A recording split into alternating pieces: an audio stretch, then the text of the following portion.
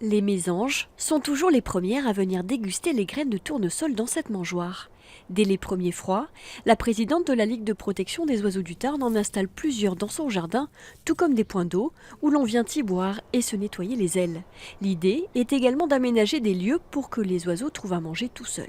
Souvent, à l'automne, quand les fleurs du jardin sont fanées, on les coupe pour faire propre, entre guillemets. Moi, je les laisse. On voit régulièrement donc, des oiseaux qui viennent se nourrir donc, des graines de ces plantes-là. Mais pas que, parce que dans ces plantes-là, il y a aussi des insectes qui viennent se réfugier, des larves, des petites araignées. Aider les moineaux et autres pinsons devient désormais essentiel.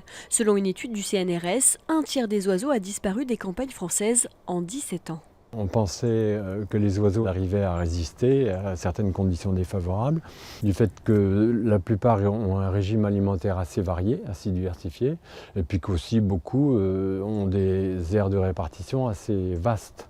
Donc malgré ça, les espèces disparaissent de façon relativement importante.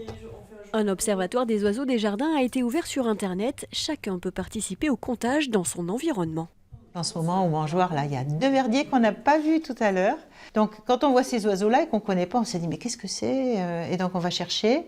Et puis, on va apprendre à connaître un peu plus ces oiseaux et on va pouvoir se perfectionner. En même temps, on participe à une action de science pour pouvoir mieux connaître ces populations.